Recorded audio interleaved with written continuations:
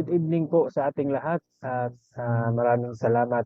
Muli ay tayo magkakasama sa gabing ito. So, kumusta po kayo sa gabing ito? Ako po'y ah, ah, umaasa na kayo po ay nasa magandang kalusugan at wala pong mga anumang mga sakit. Ganun pa man, kung mayroon man ay nawa ay ipuin niya ng Panginoon upang kayo po'y gumaling. Ganun din naman sa mga alam ko yung iba ay pagod sa trabaho. So, salamat sa Panginoon dahil makakasama ko pa rin kayo sa gabing ito. Ngayon po sa ating pag-aaral ngayong gabing ito ay pag-aaral natin ang ikalawang iglesia na bumangon po sa panahon ng ating Panginoon. At ito po ang Smyrna. So, samahan niyo po ako sa gabing ito. Ito po muli ang inyong host, si Brother Jimel, para po makakasama niyo ngayon sa gabing ito. So, sa ating pagpapatuloy, nais ko pong anyayahan kayo na samahan ako sa isang maiksing panalangin. Aming Ama, ang tahanan sa itaas ng langit na malangit, patuloy po ang aming pagpapasalamat sa iyo sa iyong kagandahang loob. Salamat sa pag-ingat sa amin sa buong maghapon at sa pagpapala ni Père sa pinagkaloob niyo sa amin. At sa gabing ito, muli kaming lumalapit sa iyo. Na naway samahan kami sa aming pag-aaral at higit sa lahat aming dinadalangin na samahan kami sa pamagitan po ng Banal na Espiritu upang magbukas po ng aming puso at kasipan. Kasama din po namin iniyahan ang inyong banal na anghel upang siyang manguna at magpanatili po ng kaayusan at higit sa lahat magkaloob po sa amin ng maayos na mga gamit na amin pong magagamit sa gabing ito.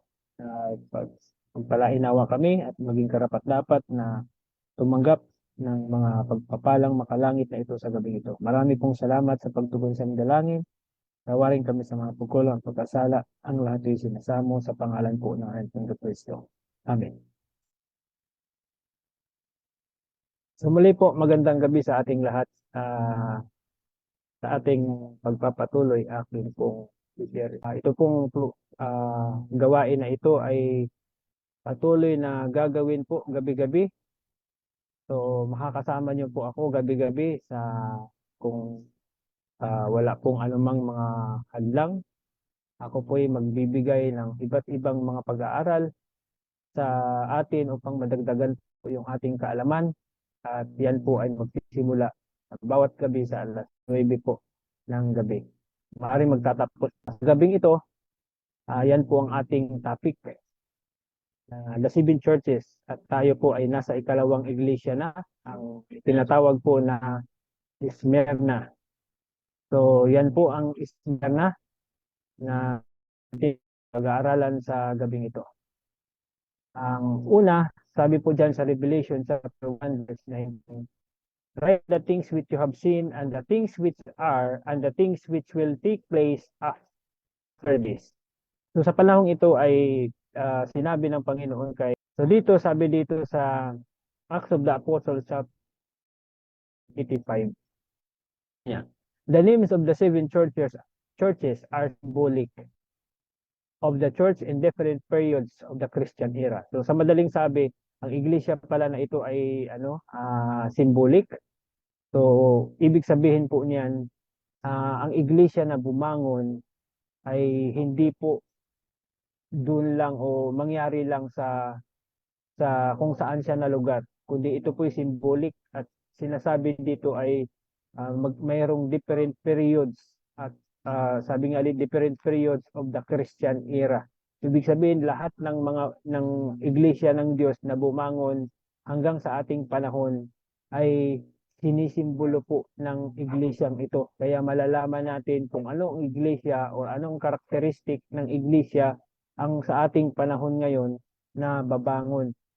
So sinabi niya dito na the number 7 indicates completeness and is symbolic of the fact that the messages extend to the end of time, while the symbols used reveal the condition of the church at different periods in the history of the world.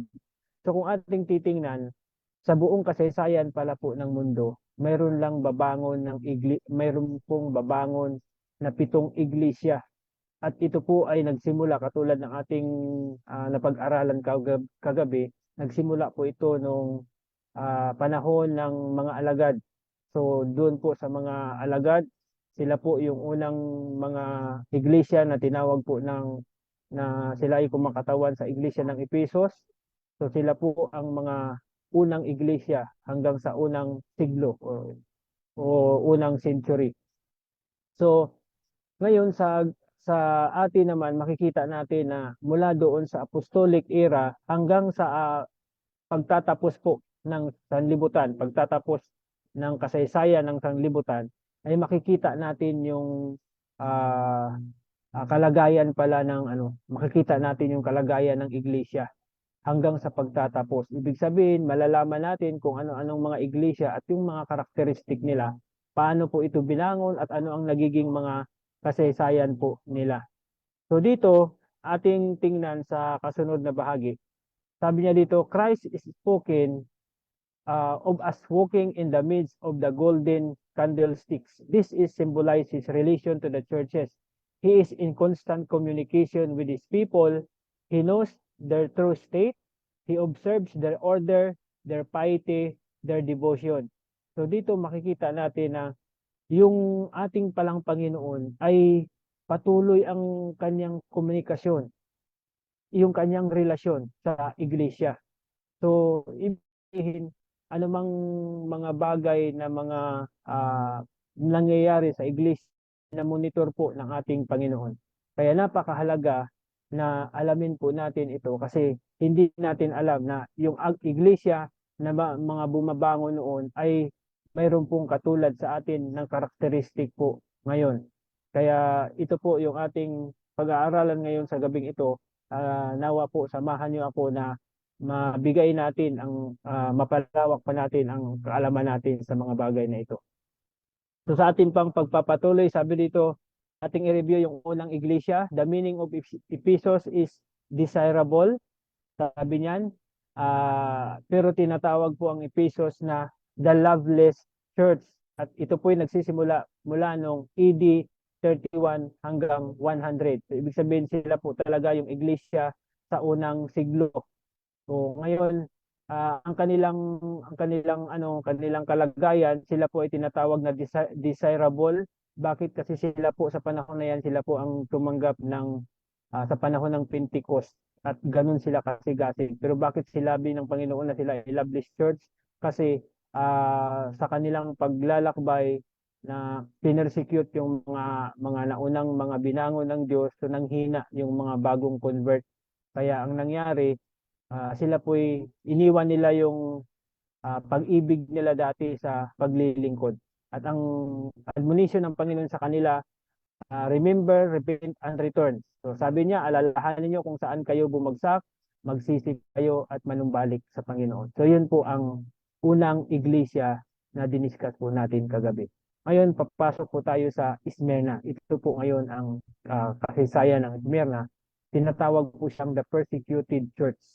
At mula naman doon sa Ephesus na nagtapos ng 100, ang Smyrna naman po ay nagsisimula noong 100 AD at nagtatapos siya noong 313 AD.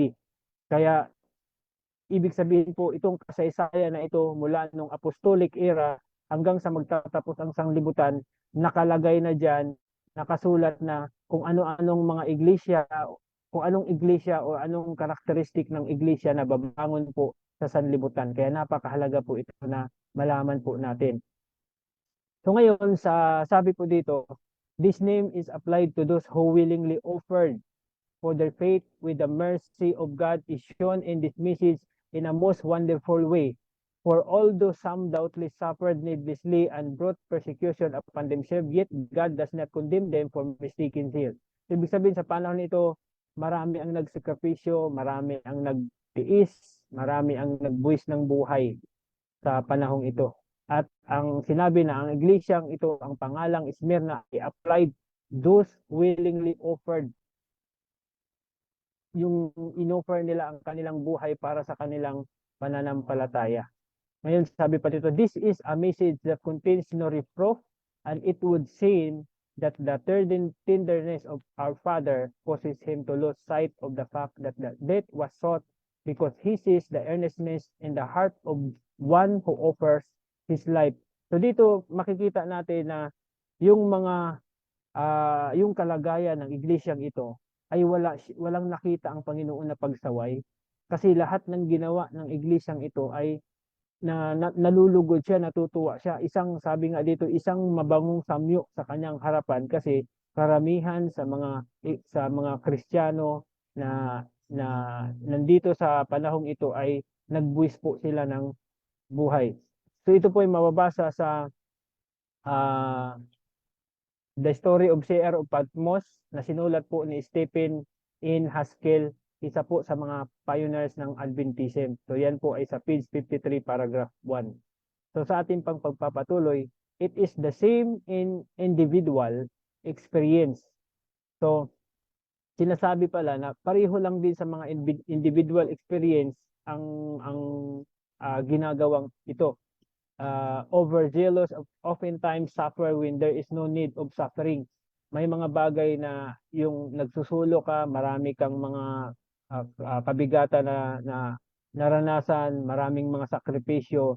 Yung minsan sinasabi dito na dapat sana'y maiwasan, pero ang sabi ng Panginoon, yet God reads the motive of the heart.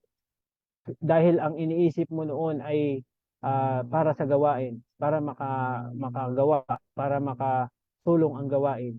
So may mga bagay talaga na mas lalong nagpapahirap na isulong ang gawaing ito.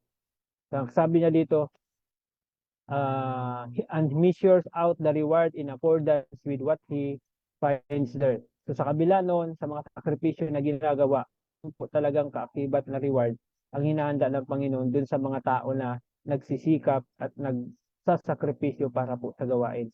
Fellow men may criticize and condemn, but God accepts any sacrifice made in His name. So minsan may mga tao na talagang hindi maganda ang tingin doon sa mga gumagawa, pero sabi ng Panginoon, ang Diyos ay tinatanggap ang kanilang mga sakripisyo.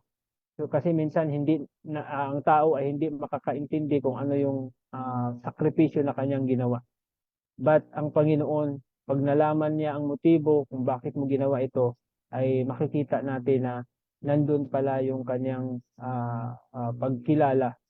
So sabi niya dito, and he says to such a follower as he did to King David, thou didst well that it was in thine heart. Kaya pag tayo po ay pag ang Panginoon nagbukas po ng gawain para sa atin, ilagay po natin ang ating puso doon. Dahil sa ating paglagay sa ating puso sa gawain, ay makikita po ng Panginoon yan at kilalanin niya na ang ating gawain ay talagang walang ibang motibo kundi ang para maluwalhati ang pangalan niya. So, sa kasunod, sabi dito, tingnan natin yung kasunod na bahagi. Sabi dito, the meaning of Smyrna is myrrh or a sweet smelling savor. Bakit kaya sweet smelling? Nalala nyo yung nag-aalay ng tupa para sa Panginoon, para sa kanyang kapatawaran.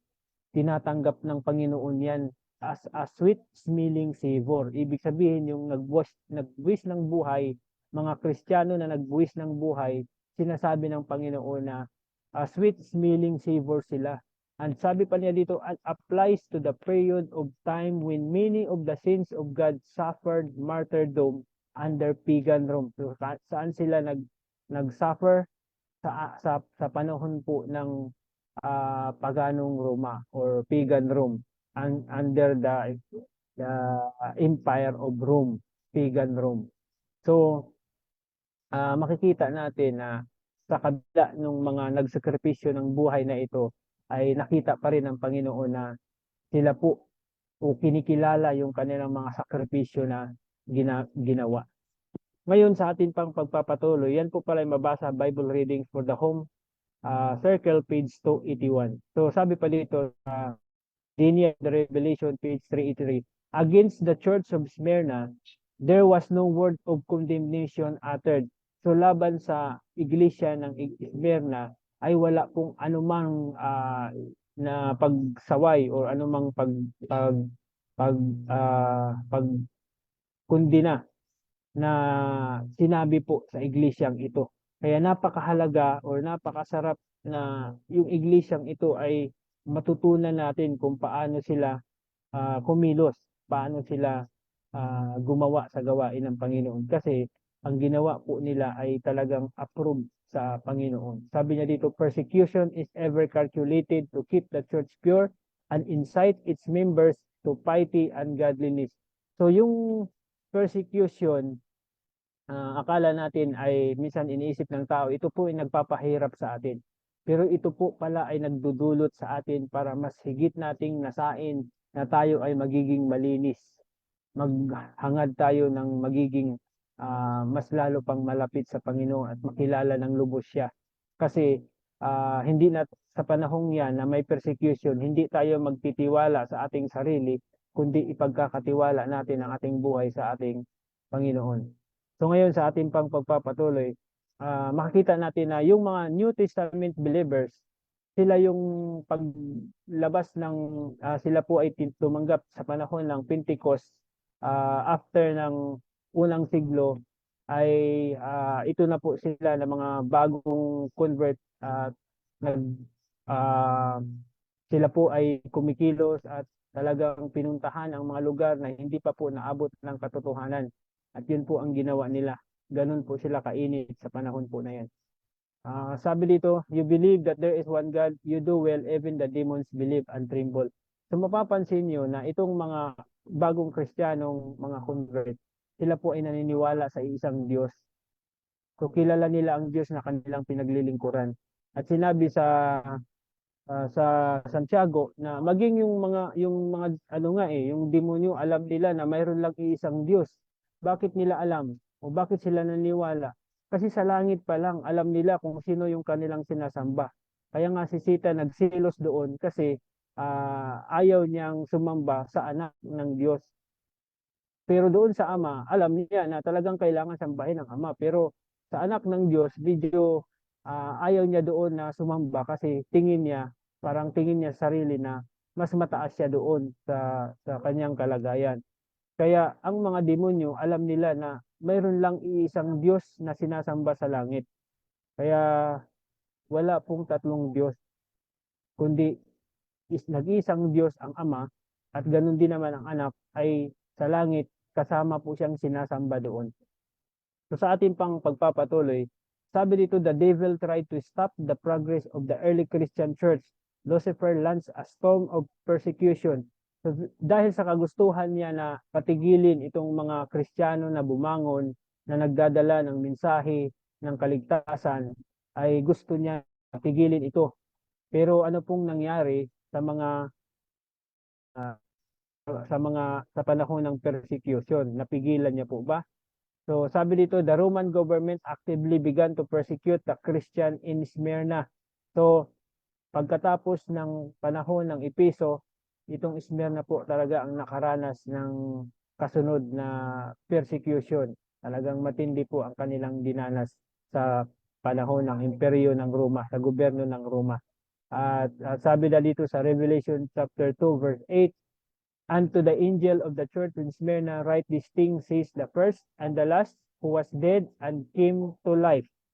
So, sinasabi dito na mga bagay na nakita sa sabi dito na ang nagsasalita ay ang una at ang huli, siya ay namatay at nabuhay. So ito po ang nagsasalita at wala pong iba kundi ang ating Panginoon. Ito po'y tumutukoy sa ating Panginoon at sinasabi dito na kung sino itong iglesia na kanyang sinabihan. So tumutugma po ang description ng ating Panginoon sa kalagayan din naman ng iglesia na namatay at nabuhay. Kasi itong mga namamatay sa iglesyang ito ay sabi ng Panginoon, mayroon silang matatanggap na reward sa langit na sila ay hindi na makakaranas ng pangalawang kamatayan at sila ay bubuhayin. So sabi niya sa verse 9, I know thy works and tribulation and poverty, but thou art rich. So, ibig sabihin dito sa kabila pala na kahirapan dito sa sanlibutan, tinatawag sila na rich o sila ay mayaman. Sa tingin nyo, ano kayang sinabi bakit sila ay mayaman? Hindi po sa kayamanan dito sa sanlibutan. Ang sinabi po na kayamanan ito ay katulad ng ating mabasa sa Matthew chapter 6 verse 20 na lay up yourselves treasures in heaven where moth nor rust destroys and where thieves do not break in and steal. So, anong mga kayamanan po yan sa langit? Kundi yung ating mga ginagawa pong mabuti, yung pagkakawang gawa natin sa Diyos, yung paglilingkod natin sa Kanya, mga bagay na ginagawa natin sa ating Panginoon, yan po ay magiging kayamanan sa langit. Kaya napakahalaga na anumang mga bagay na pinagkatiwala sa atin, kung binabalik natin ang glory sa Diyos, ay magiging kayamanan, makukonvert po yan na kayamanan sa langit. So kung ating titinan sa last na sentence sa ating binasa kanina, sabi niyan, I know the blasphemy of them which say they are Jews and are not, but are the synagogue of Satan. So, sinasabi dito na yung mga nagsasabi na sila ay mga Hudyo, pero hindi naman. Sila pala ay nasa sinagoga ni Satanas. Bakit po kaya? So, ibig sabihin po, kung ating i-analyze itong sulat na ito, makita natin na ang pangalan lang ang hawak nila, pero yung karakteristik wala po. So katulad po sa kalagayan ni Judas, siya po ay tinawag na alagad ni Christ, pero yung karakteristik sa pagiging alagad ay wala po sa kanya. Kaya kahit sa atin man, tatawagin tayong Kristiyano, tatawagin tayong anak ng Diyos, pero kung iba naman po ang ating karakteristik, iba yung ating ginagawa, so magiging ano din po yan, ang kalagayan natin magiging katulad kay Satan o yung makilala doon kung sino talaga ang ating ama. Kaya napakahalaga na kung tayo man nag-aangkin bilang Kristiyano, dapat ang ating gawa, ang ating salita ay nagpapahiwatig na totoong tayo po ay Kristiyano. So sa atin pang pagpapatuloy, sabi sa verse 10, do not fear any of these things which you are about to suffer. Indeed, the devil is about to throw some of you into prison that you may be tested, and you will have the tribulation of 10 days. Be faithful until death, and I will give you the crown of life. So dito, sinasabi na agad na sila ay talagang dadalhin sa mga kulungan para subukin ang kanilang mga pananampalataya. At isa pa dito, hanggang sa sila ay magkakaroon ng tribulation sang 10 araw.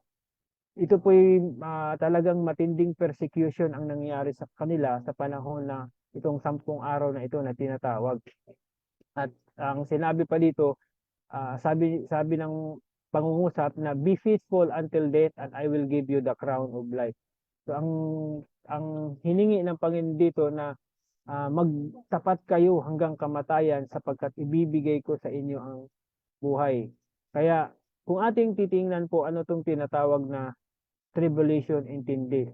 Sa year D principle, pag ang ito kasing 10 days na ito is prophecy. So ang application po ng pag sinabi ng Bible sa prophecy na day, o sa Bible na day, pag i-apply po natin sa prophecy yan ay magiging year. At yan po, dito po yan nakabase sa Numbers 14 verse 34. Sabi niya, after the number of the days in which ye search the land, even 40 days, each day for a year. So dito po yan kinuha sa prophecy ng ginawa po noon sa panahon po ng Israel. Kaya sa atin sa pag-apply natin sa prophecy, kinukuha natin na pag sinabi po 10 days, ibig sabihin in prophecy 10 years po ang pag-a-apply. So kaya nangyari din po yung 10 days na yan under the Emperor Diocletian sa panahon po nung 303 hanggang 313 AD. At yung 10 araw po na yan, talagang matindi po ang kanilang naranasan, matindi po ang nangyari po talagang persecution sa kanila. So kabilaan ang mga patayan sa mga Kristiyano na nagtatapat po sa ating Panginoon. Kaya matindi po ang nagiging naranasan po ng mga Kristiyanong ito sa panahon po na yan. Ngayon makikita natin na itong mga larawang ito ay akala natin sa pelikula lang nakikita. Pero totoo po itong nangyari talaga sa mga Kristiyano na talagang pinapakain sila sa mga leon at ang marami pong nanonood kasi ang sinasabi nila na itong mga Kristiyanong ito ay mga heretics or mga sumasalungat sa sa gobyerno or sa pagsamba na kinikilala po nila. Kaya dito makikita natin na marami pong Kristiyano talagang sinasabing martir, lalo na doon sa 10 years span na persecution na ginawa ng mga ng paganong ng Roman government or pagan Rome. So sa ating pagpapatuloy, sabi po sa Great Controversy, ito po ay record ng mga kasaysayan po na naranasan ng mga iglesia po. Sabi dito, like God's servants of old, many were tortured, not accepting deliverance, what they might obtain a better resurrection. Sabi niya, this called to mind the word of their master that when persecuted for Christ's sake, they were to be exceeding glad, for great would be the reward in heaven. So sa itong mga ano pala na ito, Kristiyano, sa kabila nung pinersecute sila, masaya pa rin sila sa kanilang kalagayan. Sabi pa dito, for so the prophets had been persecuted before them. They rejoiced that they were accounted worthy to suffer for the truth, and songs of triumph ascended from the midst of crackling flames. Pero inyo, kahit na sinunog na sila, nasa bingit na sila ng kamatayan, pero nagpapailan lang pa rin sila ng kanta para po sa ating Diyos o para po sa Diyos na kanilang pinaglilingkuran.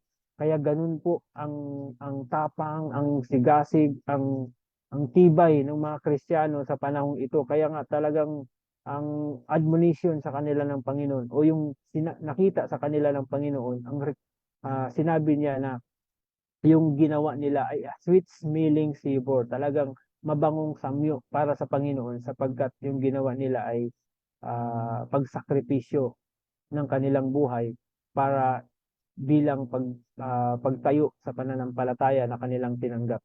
Sa ating pong pagpapatuloy, sabi pa dito, looking upward by faith, they saw Christ and angels leaning over the battlements of heaven, gazing upon them with the deepest interest and regarding their steadfastness with approval.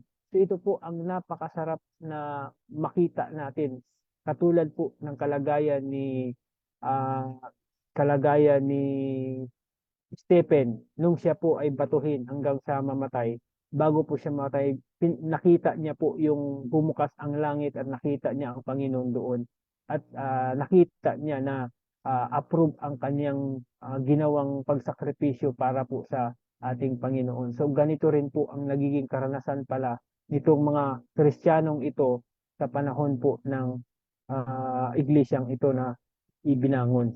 Sabi niya pa dito, a voice came down to them from the throne of God, be thou faithful unto death, and I will give thee a crown of life.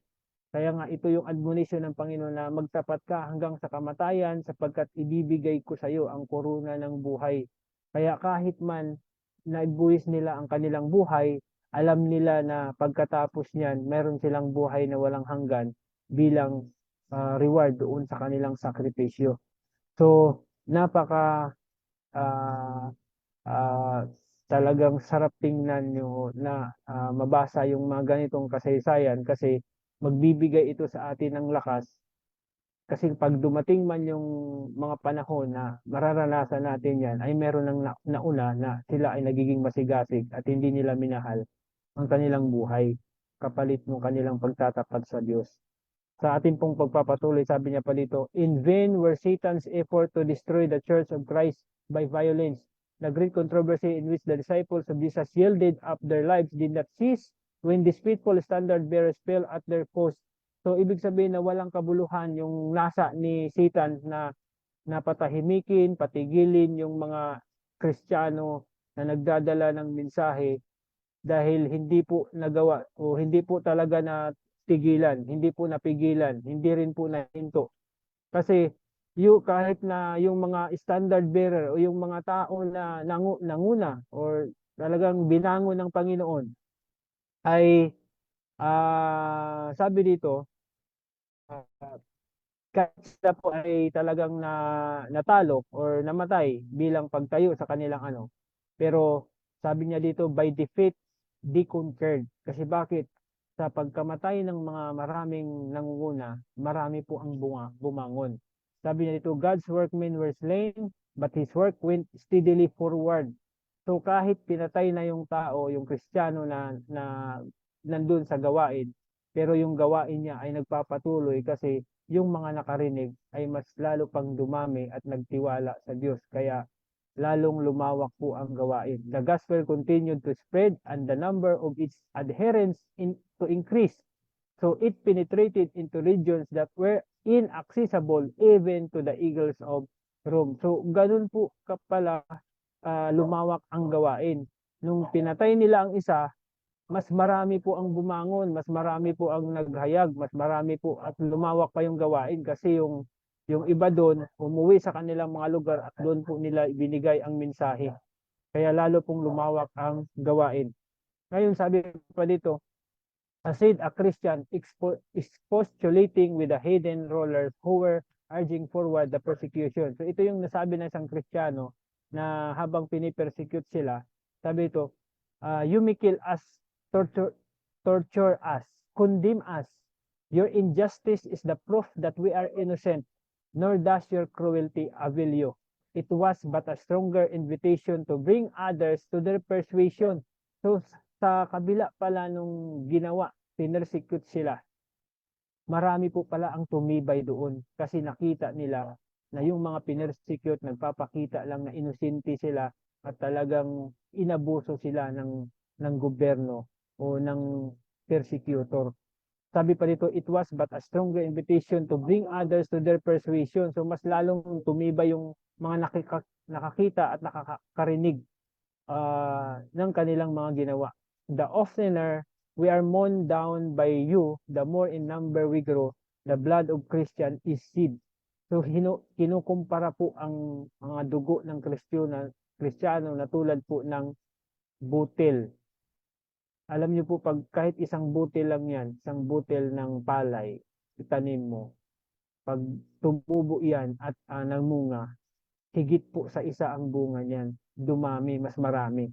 Kaya dito inahalimbawa po siya na bawat isang Kristiyano na pinatay, na nagsakripisyo ng kanyang buhay, mas higit na dumami o higit na marami yung kanyang mas marami yung bumangon at nagiging kapalit doon sa isa na bumagsak. So dito natin makikita na hindi po napigilan ng kaaway ang ginawa niyang ang kanyang ginawang persecution ay hindi po nagpapigil o nagpatigil sa mga gawain ng Kristiyano. Kaya mahalaga po na ating makita yung kasaysayan o malaman ang kasaysayan na ito dahil ito po ang magdadala sa atin ng katibayan at kalakasan sa hinaharap. So, dito malalaman natin yung mga persecution na naranasan po bilang isang Kristiyano. Practical po sa pamilya, marami po sa mga anak, sa mga nanay, sa mga magulang, sa mga kamag-anak, marami po ang nagsakripisyo diyan na yung iba ayaw pa sambahin kasi ganito, mayroon ng religion na iba, yung iba naman na ayaw bigyan ng anumang mga pangailangan kasi nga ganito, iba ang kanyang pinapasok na religion, ganun po ang nangyari. Pangalawa po, the workplace. So, marami po ang nagsakripisyo sa kanilang trabaho para po lang makagkaroon ng sabat. Yung iba hindi pinagpagbigyan. Pero yung mga Kristiyano na nagtapat po talagang ang pinipili nila di bali nang mawala ng trabaho kaysa maglabag sila, kaysa sirain nila ang kanilang pagsunod sa Panginoon, sa utos ng Panginoon.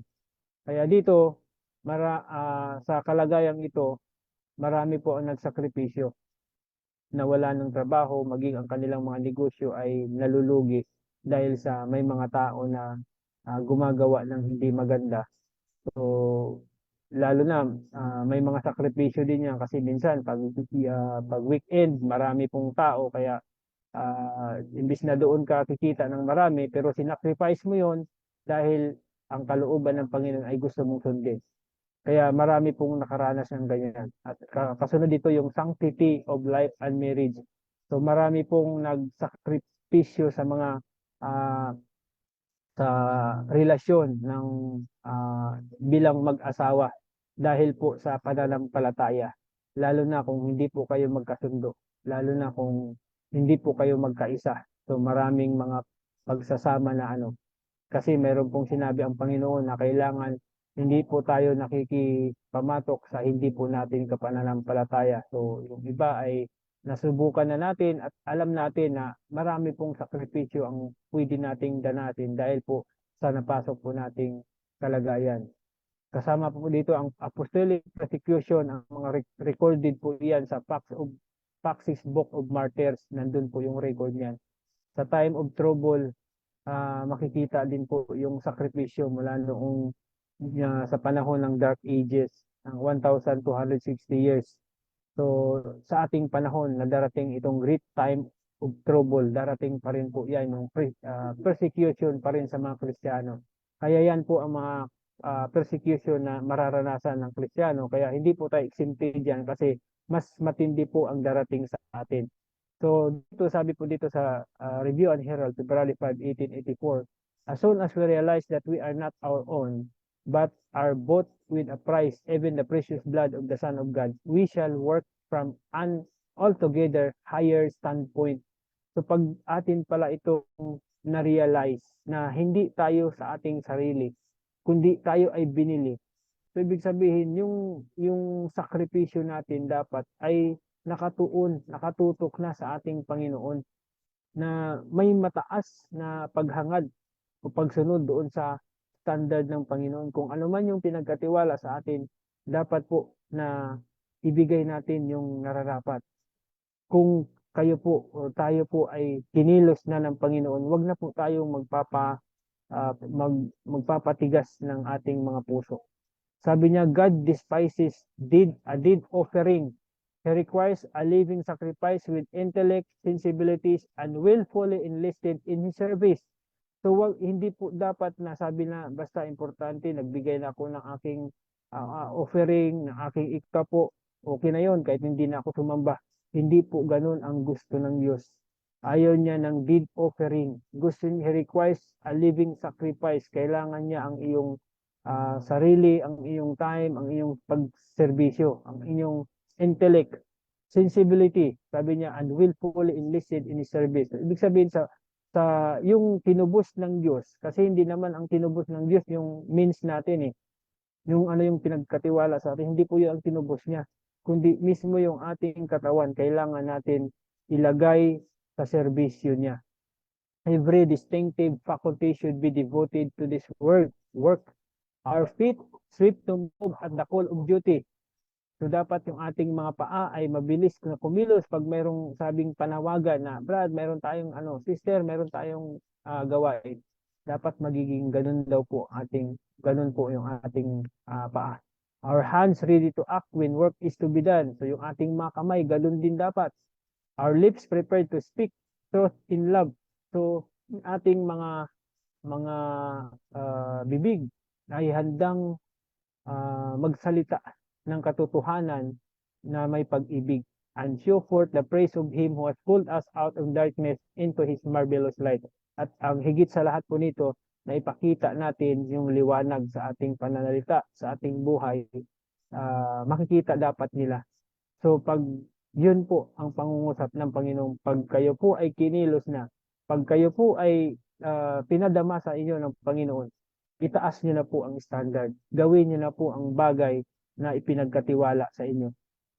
So sa atin pong pagpapatuloy, sabi niya dito sa Review and Herald, February 5, 1884, when His people thus concentrate themselves in sincerity and humility, they are accepted of God and they become to Him a sweet-smelling savor, diffusing a rich fragrance throughout all the earth. So pag tayo pala nagtatalaga ng ating sarili na may katapatan at pagpapakumbaba. So ito ay tinatanggap ng Panginoon, tinatanggap ng Diyos bilang isang mabangong samyo sa kanyang harapan. Kaya hindi lang po sinasabi na kailangan nating mag-require o i-require ang ating buhay para lang tawagin tayo na sweet smelling savor, kundi yung ating pagtatalaga na may pagpapakumbaba sa paggawa, sa pagganap ng gawain ng Diyos ay tinatanggap ng Diyos na isang mabawang samyo. Lalo na kung tinutulungan natin yung mga yung pagpapalaganap ng salita. Sinusuportahan natin kung paano yung mga taong nagpapalaganap ng salita ng Diyos. Kasi yun po ang kanyang kalooban, yun po ang kanyang hangarin. So, sabi pa dito, what is lying against the truth? It is claiming to believe the truth while the spirit, the words, the deportment represent not Christ but Satan.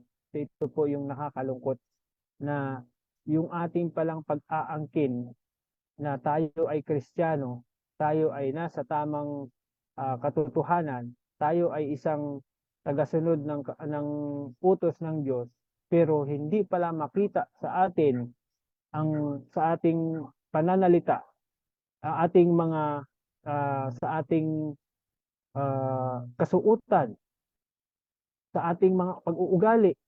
Hindi natin ni-represent ang ating Panginoon, kundi si Satan. So, ibig sabihin, tayo po ay atin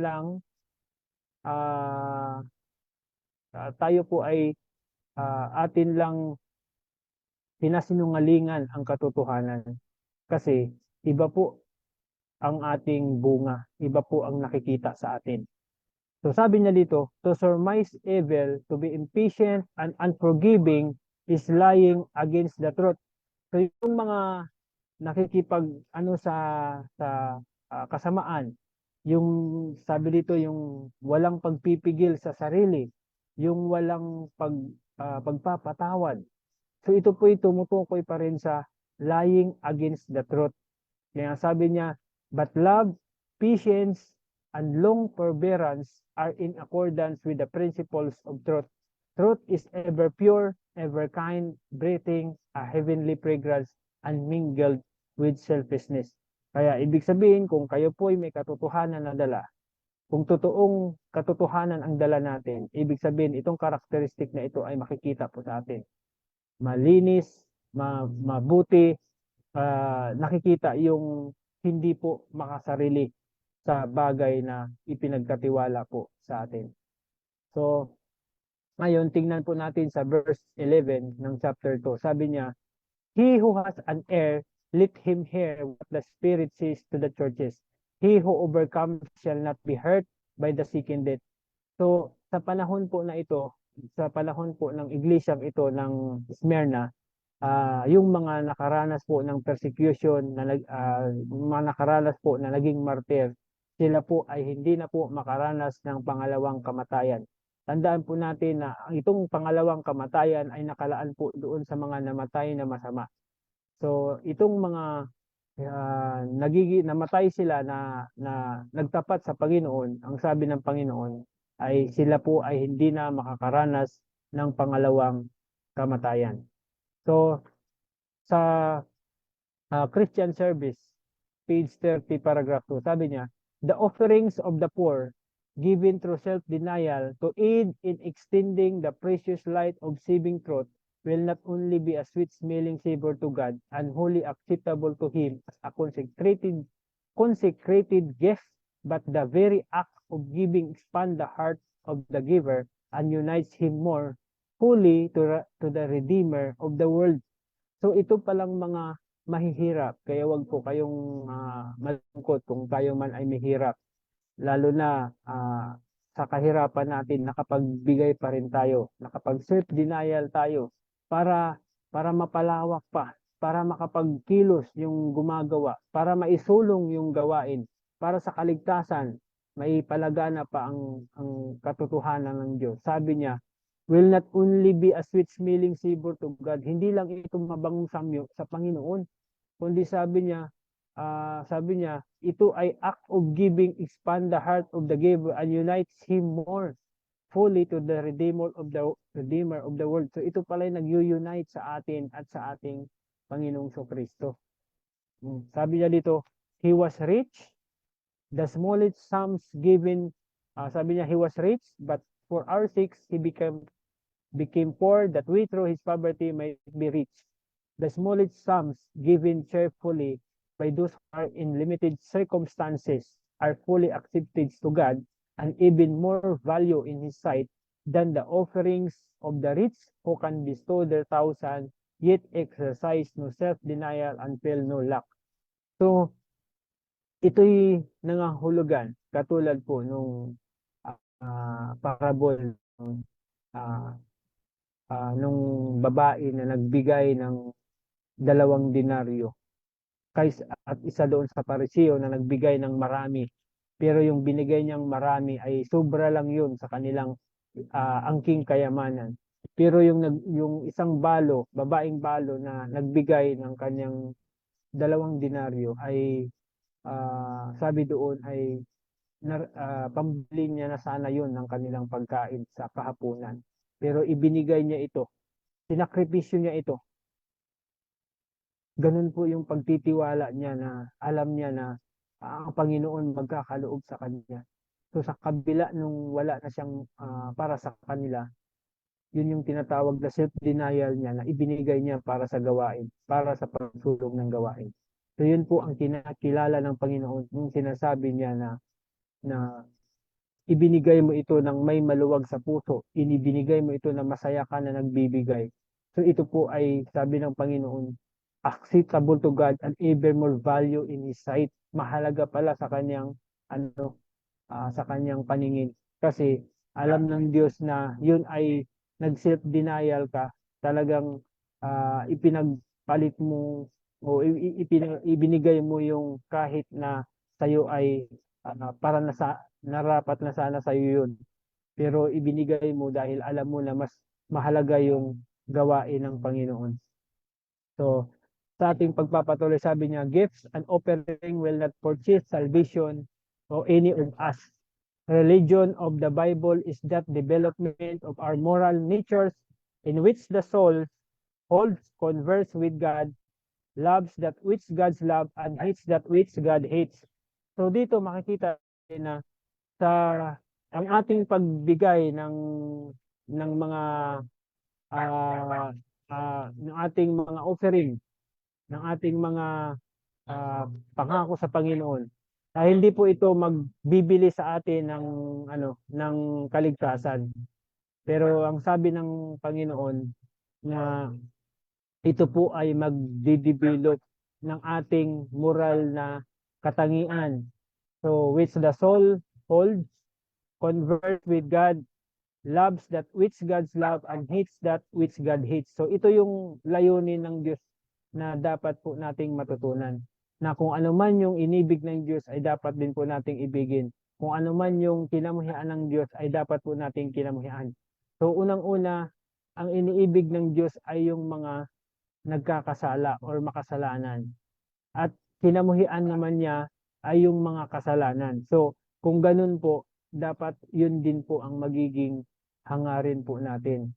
Sabi niya pa dito, God will not accept your offerings if you withhold yourself. He asks not only for that which is His own in the means entrusted to you, but for His own property in your body, soul, and spirit, purchased at the infinite price of the blood of the Son of God.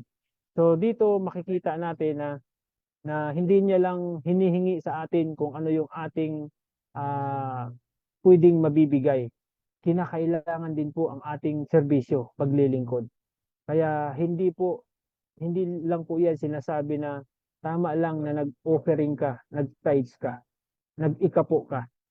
Kundi kailangan po na mayroon kang pakikipag-fellowship, mayroon kang paglilingkod sa Diyos na binibigyan mo ng pagpapahalaga. So, ngayon sabi niya pa dito sa our high calling, the Lord saw that it was essential for us to be surrounded with the poor, who in their helplessness and need would lay claim to our ministration.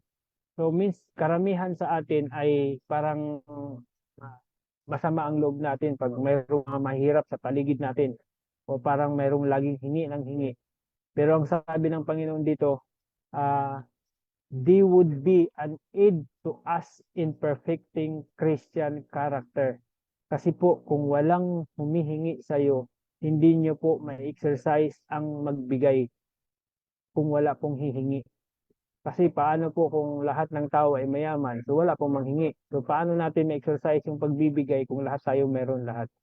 Kaya sabi niya dito, they would be an aid to us in perfecting Christian character. Kaya wag natin ipagtabuyan yung mga taong nanghihingi sapagkat ito pala ay mag-develop at magiging magpaganap or magpapasakdal ng ah, ating ugali, ng ating likas. Sabi niya dito, for in providing food for their tables and clothing for their bodies, we would cultivate the attributes of the character of Christ. So sa pagkaloob pa lang natin ng kanilang pagkain sa mesa, sa kanilang mga kasukutan, sabi dito ay ating nililinang, ating dinidevelop yung katangiang ito ng Panginoon sa atin o ng katangian ng ating Panginoon Kristo. Sabi niya, if we had not the poor among us, we would lose much. So ito po ang nakakalungkot. Kaya hindi po dapat natin tanggihan yung mga taong lumalapit po sa atin. Kasi sabi niya, we would lose much. For in order to perfect Christian character, we must deny self. Kasi kung isa sa magpapaganap sa ating likas ay kailangan po natin na mayroon tayong pagtanggi sa sarili. So hindi po natin matanggihan ang ating sarili kung wala pong humihingi sa atin. Kaya napakahalaga po na tayo po ay tumutulong doon sa mga tao na nangangailangan. So, sa atin pong pagpapatuloy, sabi niya dito, be therefore followers of God as dear children and walk in love as Christ also hath loved us and hath given himself for us an offering and a sacrifice to God for a sweet smelling savor. So, ang ginawa ng ating Panginoon, ibinuhos niya ang buhay, ito po ay isang mabangong samyo sa kanyang Ama. Kaya nga sabi niya dito, man by wicked works alienated himself from God, but Christ gave his life that all who would might be freed from sin and reinstated in the favor of the Creator. So yun pala ang ginawa ng Panginoon. Kaya kung ma-realize po natin yan, nasa pamagitan ng ginawang sakripisyo ng Panginoon para sa atin na tayo ay maibalik, may panumbalik sa ating lumikha.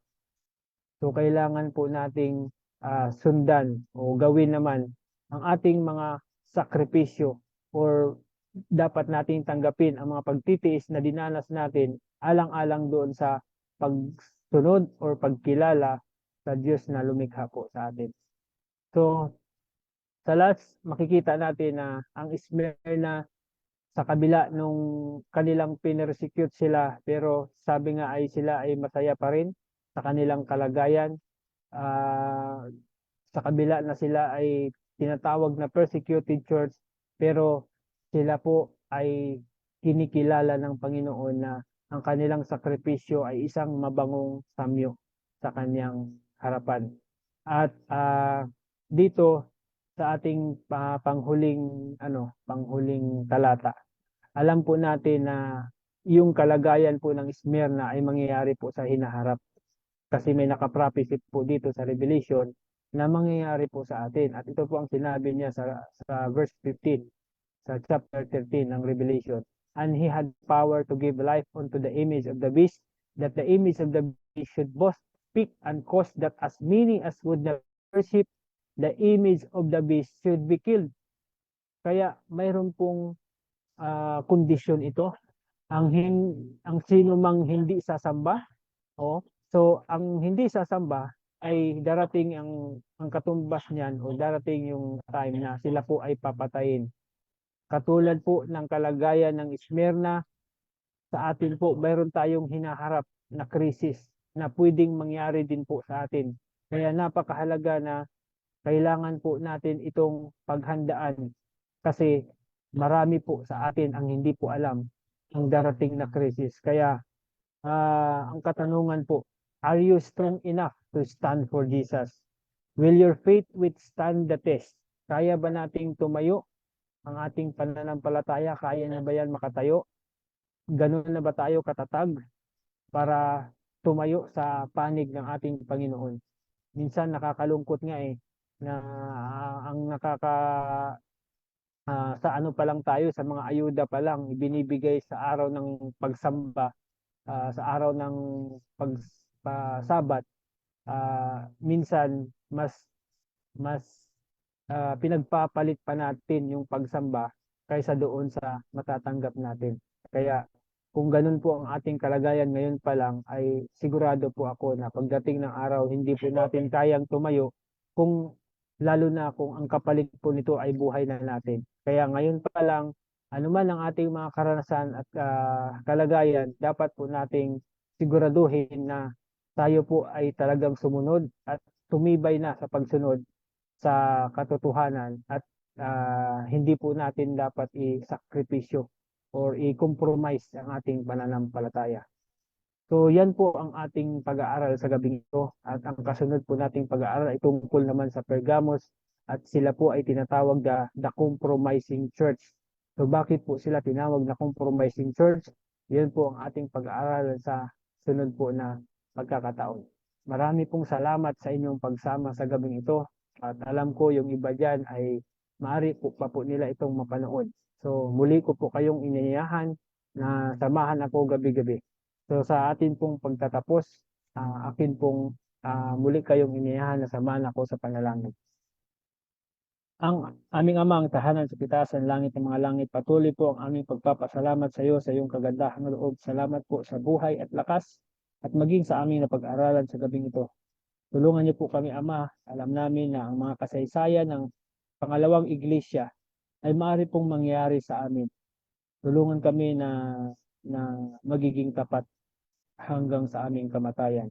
Tulungan kami ngayon sa aming mga dinanas na hindi po namin talikuran ang aming paglilingkod sa iyo sa kabila po ng mga karanasan, sa mga pagsubok na inyo pong dadalhin sa amin bilang pagpapatunay, bilang pagpapatibay sa aming pananampalataya sa iyo. Katulad po ng aming natutunan ngayon sa gabing ito, ang aming mga bahagi nawa, Ama, hindi man namin magawa ang mga bagay na nagagawa ng iba, ngunit ang aming mga anumang pinagkatiwala niyo sa amin ay maibibigay po namin at pagkakaloob sa iyo sa ikaluhati po ng iyong dakilang pangalan. At alam po namin na pag aming naipagkaloob ito sa iyo, ito'y kilala ninyo na isang mabangong sa amin. Marami pong salamat sa patuloy niyong pagtugon at muli naming dinadalangin na sa pagkaloob sa bawat isa sa amin, Ama, ang kapayapaan na nagmumula sa iyo, maging ang mga nasa banig na karamdaman, muli naming nilalapit na sila po'y inyong ibangon at patawarin kung sila po'y nagkasala. At ganun din sa mga nanghihina, muli niyo po silang panumbalikin at hanapin nila, Ama, hanapin nila kayo habang kayo po, O Diyos, ay masusumpungan pa sa mga panahon, sapagkat darating po ang panahon na wala na po silang maririnig na maghahayag, magdadala ng iyong mga salita. Marami pong salamat muli. Patawarin kami kung saan kami nasumpungan niyo po kulang at nagkasala. Ang lahat ng ito ay sinasamo sa pangalan po ng sa Kristo. Muli po, maraming salamat sa iyong pakisama sa gabing ito at muli ko po kayong inimbitahan na samahan ako sa gabi-gabi po nating pag-aaral. Kung sa sanlibutan po, meron pong kasabihan na there is nothing constant in this world. At kung except changes. Kaya marami pong pagbabago na mangyayari sa sanlibutan, ngunit ang Diyos po natin ay hindi nagbabago.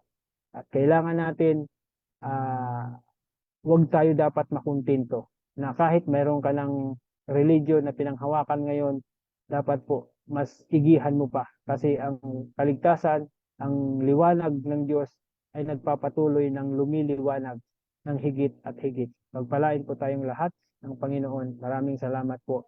God bless po sa inyong lahat.